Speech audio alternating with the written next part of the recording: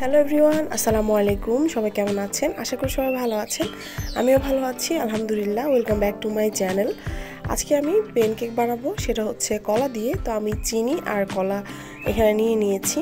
তো কলাগুলো একটু আগেই ছিলে রেখেছিলাম, যার কারণে একটু কালো হয়ে গেছে। যাই হোক, এখন হচ্ছে আমি ব্লেন্ডারে সবগুলো উপকরণ একসাথে দিয়ে ব্লেন্ড করে নেব। তো প্রথমে আমি এখানে 2 কাপের মতো দুধ আর হচ্ছে 1 কাপের মতো চিনি দিয়েছি। কলাগুলো যেহেতু আমাদের দেশীয় কলাগুলো, তো ওগুলা একটু মিষ্টি হয়, সেজন্য চিনিটা একটু বুঝিয়ে দিয়েছি। এখন দিয়েছি একটু সোডা, প্রায় 1/4 চা চামচ সোডা দিয়েছি। তো বেকিং সোডা দেওয়ার পরিবর্তে আপনারা বেকিং পাউডারও দিতে পারেন। আমার এখন অ্যাভেলেবেল ছিল না বাসায়, সেজন্য আমি বেকিং সোডাটা ইউজ করেছি। এরপর আমি সব কিছু একসাথে একটু ব্লেন্ড করে নিব। ব্লেন্ড করার পর বাকি উপকরণগুলো অ্যাড করব।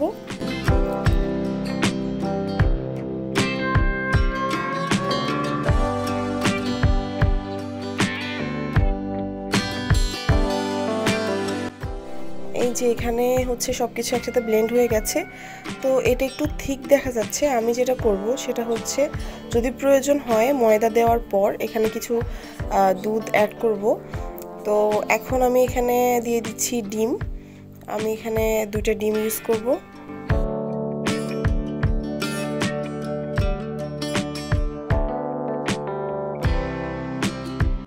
তারপর এখানে অ্যাড করব আমি 1.5 কাপ পরিমাণ ময়দা।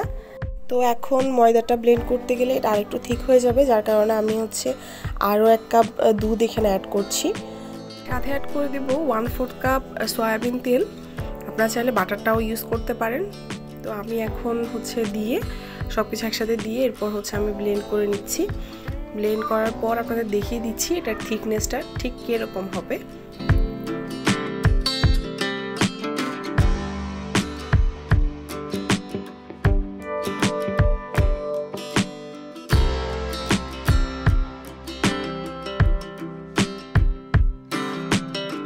আমার সব কিছু একসাথে ব্লেন্ড করা শেষ। এখন আমি যেটা করব সেটা হচ্ছে একটা বোলে আমি সবগুলো বেটার এখান থেকে ঢেলে নিচ্ছি।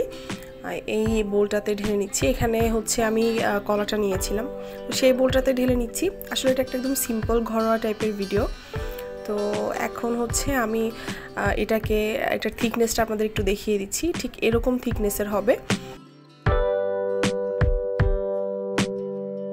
এবার আমি প্যানটা বসিয়ে দিয়েছি চুলায়। প্যানটা একটু গরম হওয়ার পর আমার হাতের যে চামচটা আছে এটা অনেকটা বড়, তো ওইখান থেকে আমি 1টা চামচ ফুল করে এখানে ঢেলে দিয়েছি। আপনারা চোখে দেখে একটা আন্দাজ করে নেবেন যে কতটুকু বেটার আমি এখানে দিয়েছি। তো এইভাবে উল্টে পাল্টে আমি প্যানকেকগুলো নামিয়ে নিচ্ছি।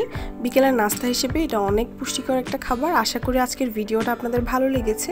যদি ভিডিও ভালো লাগে একটা লাইক করে দিবেন, কমেন্ট করতে ভুলবেন না যে ভিডিও কেমন লেগেছে। আর অবশ্যই বাসায় ট্রাই করে দেখবেন, আপনার বাচ্চারা অনেক পছন্দ করবে, আমি বলছি, কারণ আমার বাচ্চারা এই খাবারটা অনেক পছন্দ করে।